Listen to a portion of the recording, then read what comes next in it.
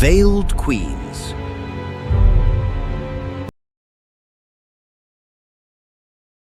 Power is rarely announced out loud.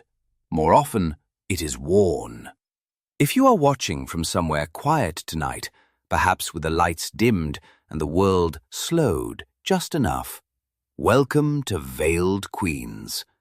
Wherever you are in the world, and whatever time it is right now, you are stepping into a conversation history never intended women to hear.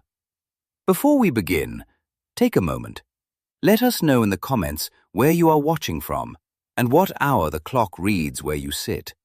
History unfolded differently in every place, but the rules imposed on women were often strikingly the same. Now let us begin with a question history rarely asks directly. How did women signal their social worth without ever speaking a word? In the late 19th century, during what we now call the Gilded Age, the answer rested quietly above their faces. It sat on their heads, and everyone knew how to read it. To modern eyes, the elaborate hats worn by women of this era can seem excessive, even theatrical. Layers of silk and velvet, towers of lace, flowers, ribbons, and sweeping feathers rising impossibly high. They appear decorative, perhaps even frivolous, but in their own time, these hats were not playful fashion experiments. They were deliberate social instruments. They were declarations of class, carefully constructed and instantly understood. A respectable woman of the Gilded Age did not appear in public without a hat. To do so was not simply unfashionable, it was socially dangerous. A bare head suggested poverty, improper upbringing, or questionable morality. It implied that a woman did not belong to a household capable of regulating her appearance. The presence of a hat, by contrast, signaled order, respectability, and acceptance within the social hierarchy. But not all hats spoke the same message. The size of a woman's hat mattered deeply. Wide brims demanded space, on sidewalks, in shops, in carriages, in drawing rooms. They silently announced that the wearer moved through environments designed to accommodate her. A woman who labored for wages, who navigated crowded streets or industrial neighborhoods, simply could not wear such a structure. It would catch, tilt, obstruct. Large hats belonged to women whose time was protected, whose movements were unhurried, whose presence was expected to be made room for. In this way, scale became a language of privilege. Materials spoke even more clearly. Silk and velvet carried the weight of global trade. Lace required skilled labor and time. Feathers, especially ostrich plumes and egret feathers, were symbols of wealth extracted far from the wearer's daily reality. To wear them was to display access to international supply chains, disposable income, and insulation from the violence and environmental cost behind those materials. Even without a word, the hat announced that the wearer stood at a comfortable distance from necessity. Complexity was another signal. Hats crowded with layers, bows, trims, and architectural height communicated a crucial truth. The woman wearing them did not work with her hands. Such designs could not withstand factory floors, kitchens, or long hours of physical labor. They required a life of controlled movement and protected leisure. The hat itself became evidence that the wearer's body was not expected to produce, but to represent. In this way, the Gilded Age hat functioned as a kind of passport. It granted entry into certain streets, shops, and social spaces. It allowed a woman to exist publicly without explanation. Without it, her presence could be questioned. With it, she became legible, safe, placed. Yet this declaration of class came with a cost that is easy to overlook. These hats were heavy. They were secured with long metal pins that pierced through elaborate hairstyles and anchored deep into place. Wearing one required balance, restraint, and constant bodily awareness. A woman could not move freely. She could not gesture broadly. She could not bend suddenly or act impulsively. Her posture was trained into stillness. Her movements became measured. This physical discipline reinforced social hierarchy. A woman who wore such a hat with ease demonstrated that she had been trained, often from childhood, to inhabit her body according to class expectations. Grace was not innate, it was learned. And the hat was both instructor and test. Importantly, these signals were not self-invented. Women did not freely choose this language. It was enforced through etiquette manuals, fashion magazines, and quiet instruction passed from mother to daughter. Fashion plates did not merely display trends. They taught women how to be seen, and therefore how to belong. Failure carried consequences. A hat that was too modest could suggest financial struggle. One that was too ornate could imply pretension. An outdated style might reveal a woman clinging to a status she no longer held. The wrong hat could expose ambition that society was not prepared to accept. In this way, hats did not merely reflect class, they policed its boundaries. Women learned to read each other with practiced precision. A glance at a hat could reveal whether someone was old money or newly arrived, striving or settled, respectable or suspect. These judgments were rarely spoken aloud, but they shaped invitations, introductions, and exclusions. Silence did not mean neutrality, it meant agreement. For working-class women, the message was even harsher.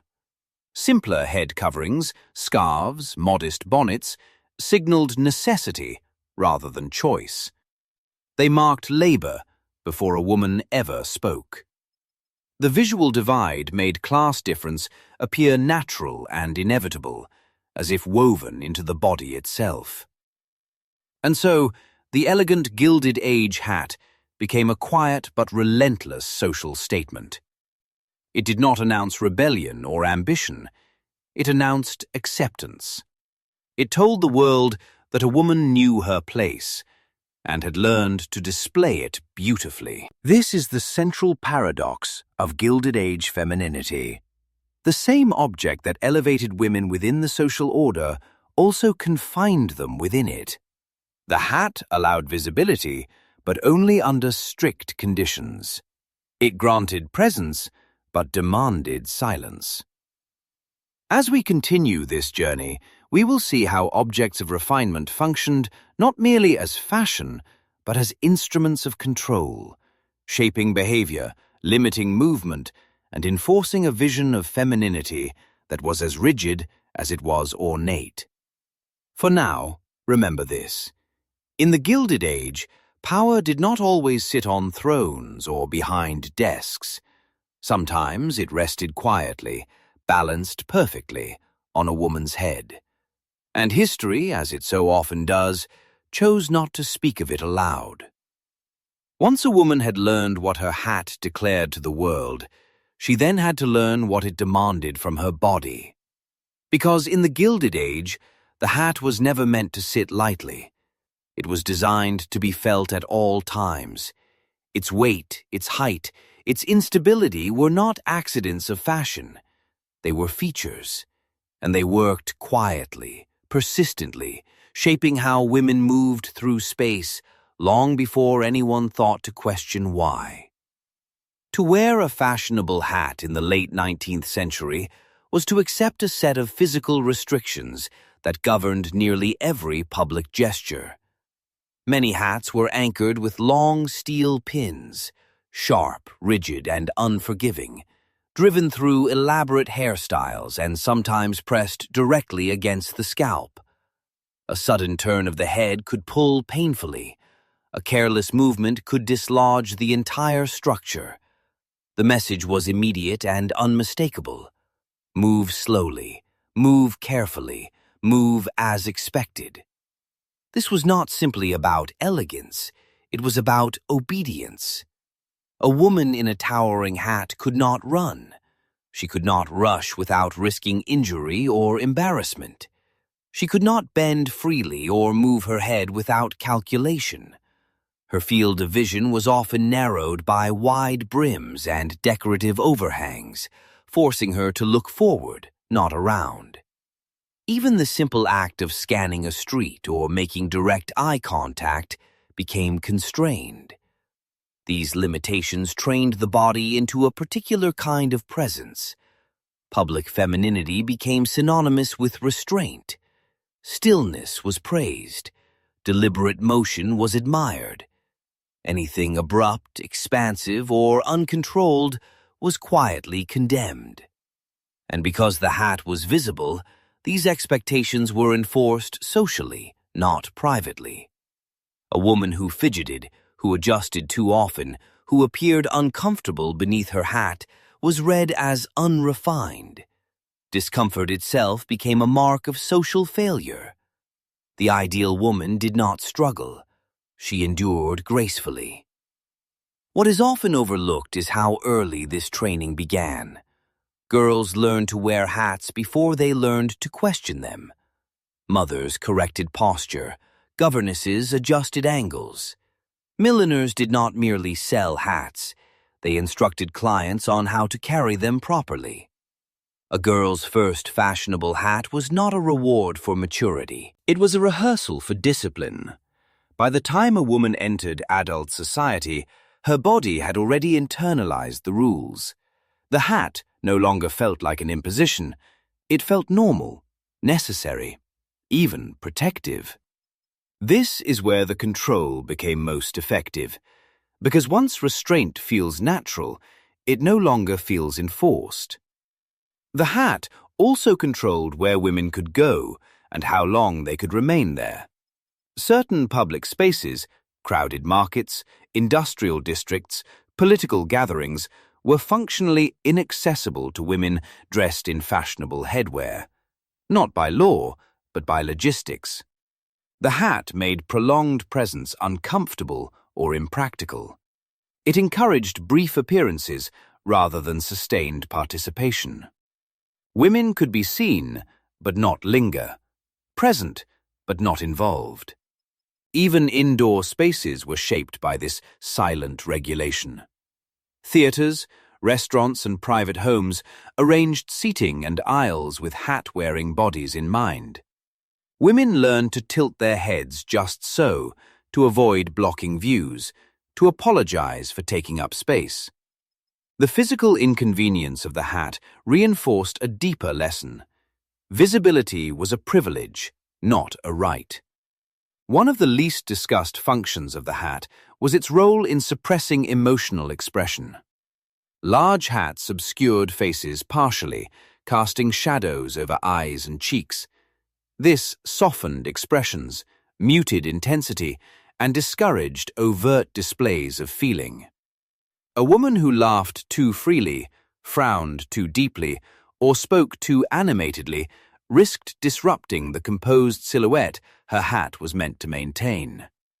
In this way, the hat acted as a mask, not hiding identity entirely, but filtering it.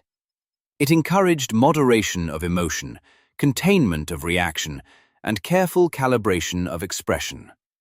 Emotional discipline became part of social respectability. Silence followed naturally.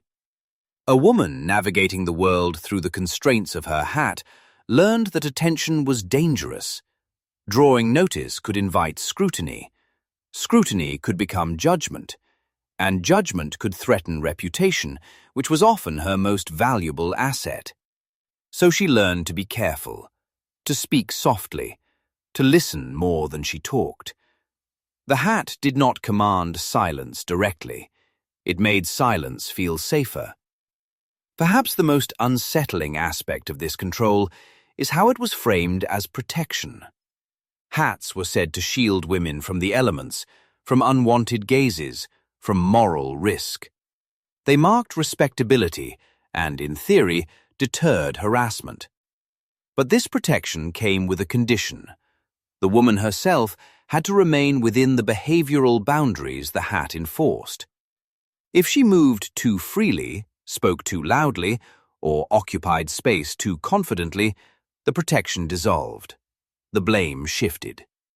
Respectability, once lost, was difficult to reclaim. Thus, the hat did not protect women from scrutiny. It made them responsible for managing it. Over time, this responsibility reshaped identity. Women learned to anticipate how they would be perceived and adjusted themselves accordingly.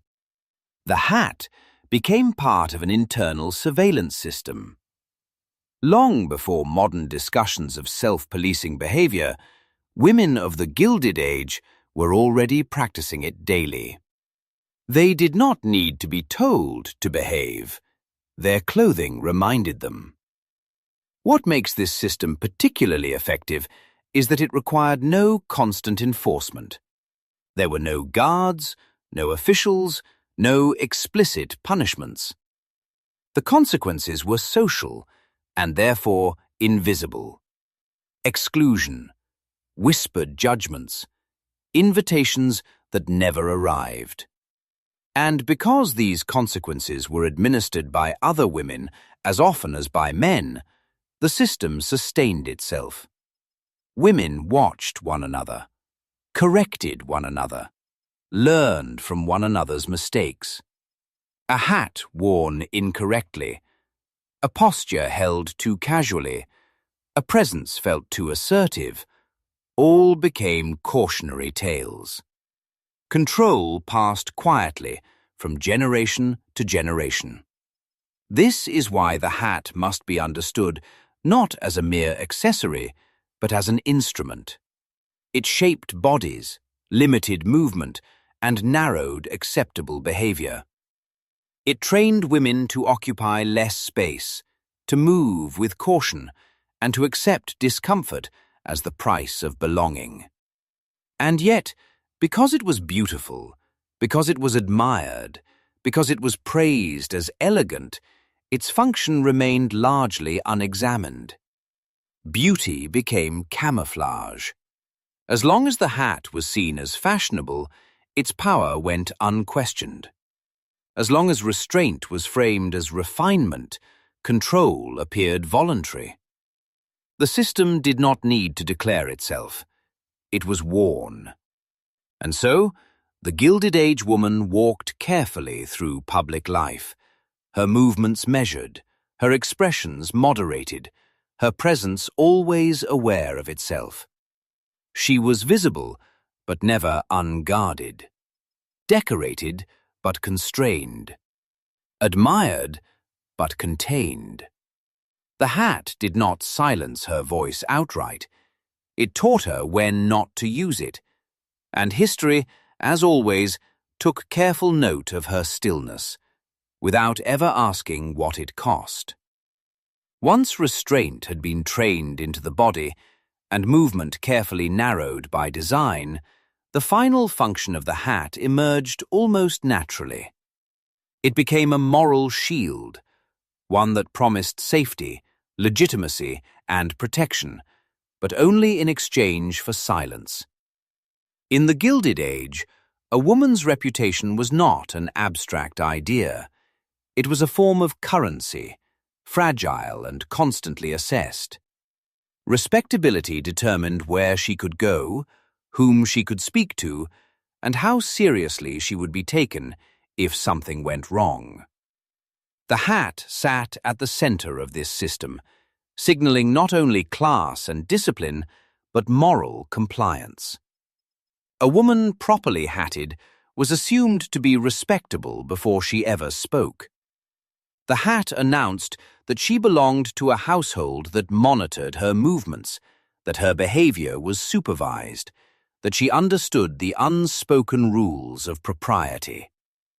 It functioned as a visible assurance to the public. This woman knows how to behave. And because of that assumption, the hat was framed as protection. Contemporary advice manuals insisted that hats shielded women from unwanted attention. A covered head marked a woman as off-limits, as morally guarded. To be seen without a hat was to invite speculation. Why was she unprotected? Why did she not care how she appeared? What else might she be careless about? But protection, in this context, did not mean safety. It meant conditional acceptance. The moral shield only worked if the woman remained within its boundaries. If she spoke too freely, if she lingered too long, if she appeared emotionally expressive or intellectually assertive, the shield failed. And when it failed, the blame did not fall on the system, it fell on her. This is where silence became mandatory. A woman who wished to remain respectable learned quickly that visibility had to be carefully rationed. She could be seen, but not heard too much. She could occupy space, but not dominate it. She could express opinions, but only within approved tones and topics. The hat allowed her into public life, but it also marked the limits of her participation. The most dangerous thing a woman could do was draw attention for the wrong reasons, and the definition of wrong was deliberately vague. Too outspoken, and she appeared aggressive. Too curious, and she seemed improper. Too confident, and she risked being labeled unladylike. Each judgment carried consequences: social isolation, damaged prospects, quiet exclusion. None of these penalties required explanation. They were understood.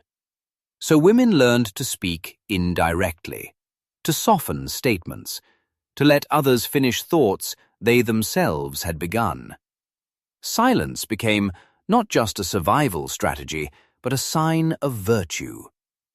What is rarely acknowledged is how deeply this silence was enforced by other women. Mothers instructed daughters, hostesses corrected guests, friends warned one another in whispers.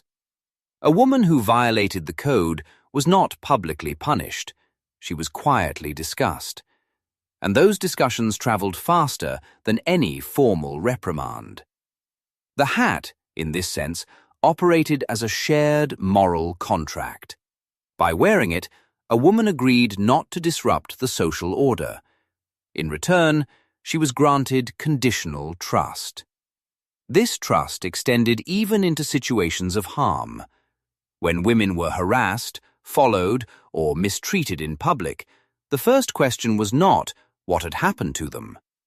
It was whether they had done something to forfeit protection. Was her dress appropriate? Was her hat properly worn? Had she lingered? Had she spoken to the wrong person? The moral shield did not prevent harm. It determined whether the harm would be acknowledged, and more often than not, silence was safer than accusation. To speak openly about mistreatment risked scrutiny of one's behavior. Reputation could not survive public controversy. Many women chose quiet endurance over visible resistance, understanding that the cost of speaking might outweigh the injustice itself. Thus, silence became self-reinforcing. The hat also controlled emotional silence. Grief, anger, frustration. These emotions were expected to be subdued in public.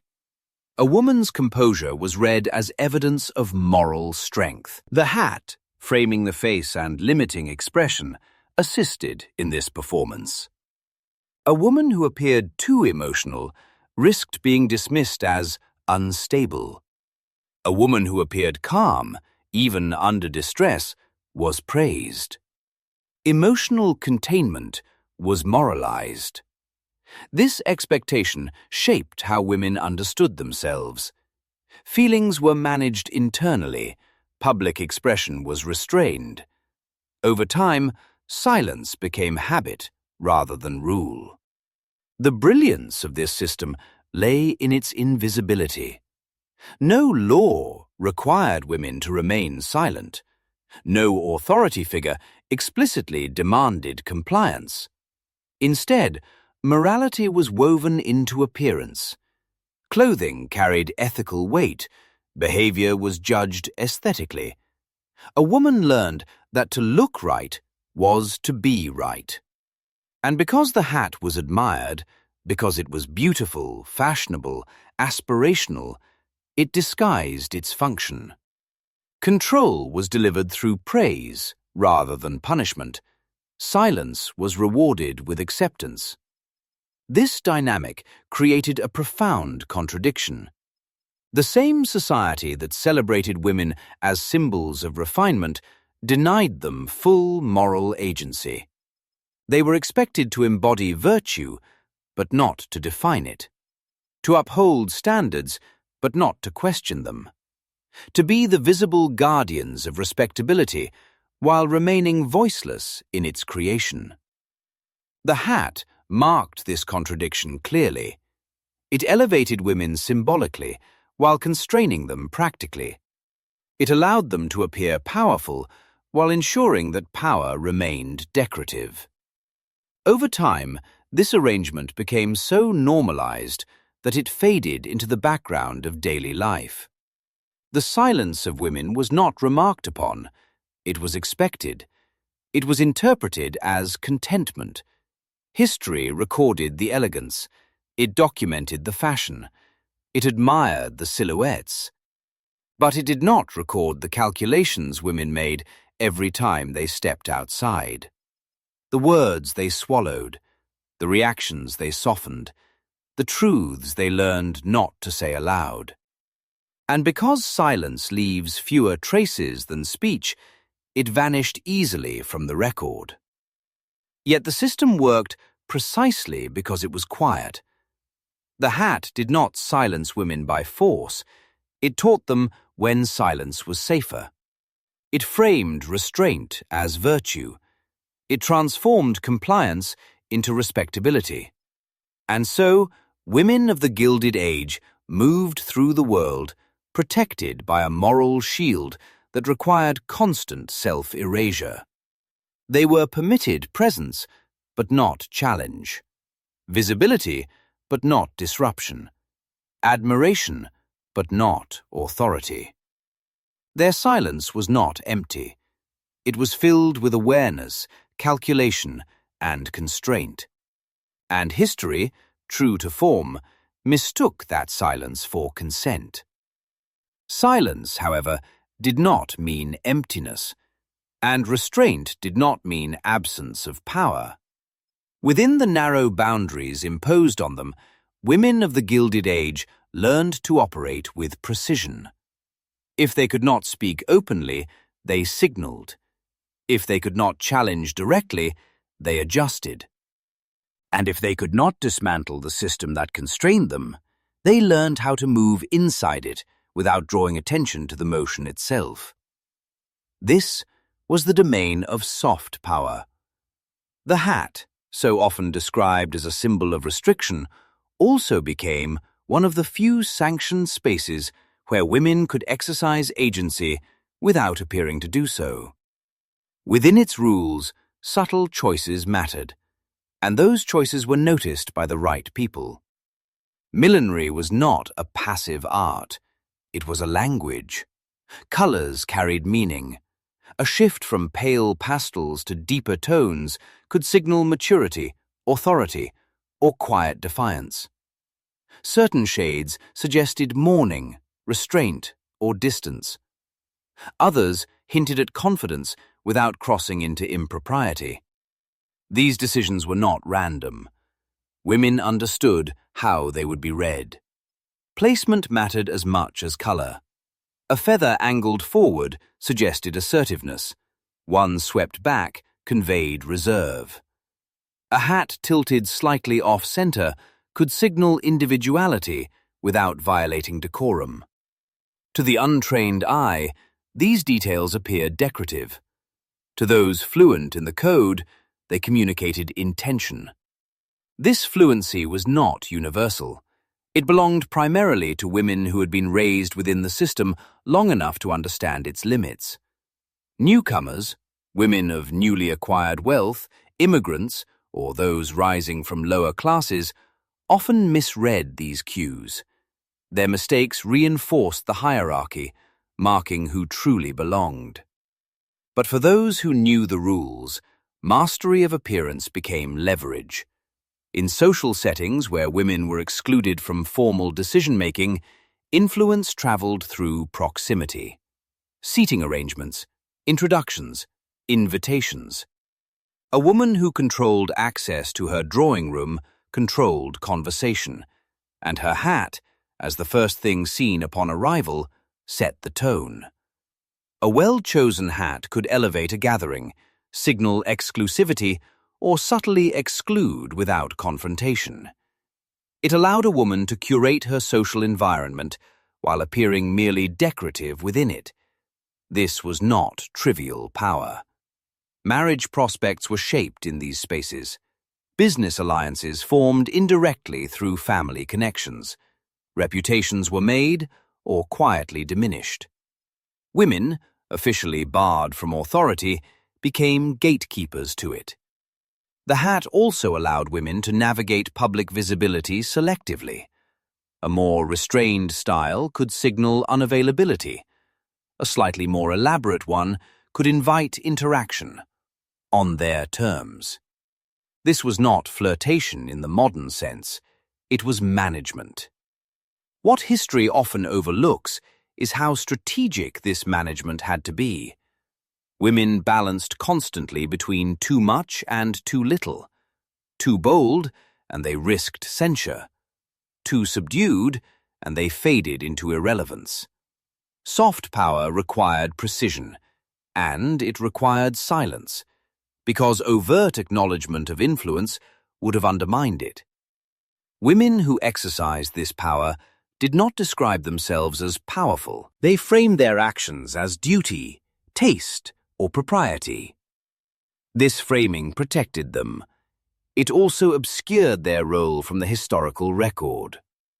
The hat played a crucial role in this invisibility. It made influence appear aesthetic rather than political. Decisions became preferences, strategy became style. Even resistance took this form. When women wished to express disagreement or distance themselves from prevailing norms, they rarely did so directly. Instead, they altered appearance within acceptable margins. A refusal to follow a trend, a return to simpler styles, a deliberate understatement in a culture of excess. These choices were noticed. They signaled values without provoking confrontation. They allowed women to opt out partially, quietly, without incurring immediate penalty. This is why the hat must be understood not only as a tool of control, but as a site of negotiation. Within its structure, women tested boundaries. They learned how far they could go without triggering backlash. They communicated with one another through shared understanding rather than public declaration. The most effective soft power is rarely recorded because it does not announce itself. It alters outcomes without claiming credit. And because women were expected to be passive, their interventions were often attributed to coincidence, taste, or male decision-making. The hat helped maintain this illusion. It kept women visible, but underestimated.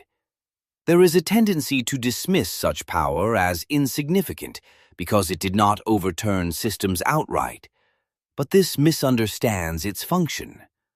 Soft power does not seek collapse. It seeks survival, influence, and continuity within constraint. It is adaptive, not confrontational, and in environments where direct challenge was punished, adaptation was not weakness, it was intelligence. Women who mastered this art were not merely enduring the system. They were navigating it with skill. Yet this mastery came at a cost. Operating entirely within indirect channels required constant self-monitoring. Every choice had to be weighed for interpretation. Every deviation carried risk.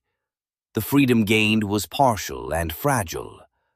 and because this power depended on remaining within acceptable bounds, it could never be acknowledged openly. The moment it was named, it would be questioned. The moment it was claimed, it would be revoked. So women remained silent about their influence, even among themselves. History, trained to look for formal authority, missed it entirely. When later generations looked back, they saw elegance without agency, fashion without intention. They mistook constraint for submission and silence for absence. But beneath the stillness, women were acting. They were shaping social networks. They were filtering access. They were preserving autonomy where none was officially granted. And they were doing so through a medium that appeared harmless enough to be ignored. The hat made this possible. It allowed women to remain within the frame while adjusting its edges, to comply publicly while negotiating privately, to influence outcomes without ever standing at the podium. This is the uncomfortable truth about power in constrained systems. It does not disappear. It changes form. And because it leaves fewer records, it is easier to deny. As the Gilded Age drew to a close and hats gradually disappeared from daily wear, many assumed that the structures they represented vanished with them, that freedom had replaced restraint, that silence had given way to voice.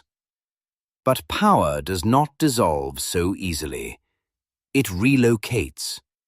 The disappearance of the hat did not end the regulation of women's behavior. It simply removed one visible instrument and replaced it with others, often less obvious, often more internalized. What the Gilded Age hat teaches us is not that women were powerless, but that power can exist in forms history is reluctant to name, forms that operate quietly, forms that require silence to function, forms that leave behind elegance but not explanation. And so, the women who moved through that era, measured, composed, and seemingly contained, were not merely decorative figures in someone else's story. They were navigating a world designed to limit them, using the tools available, speaking in a language refined enough to be dismissed. Their power was real precisely because it did not announce itself. And history, once again, chose not to listen.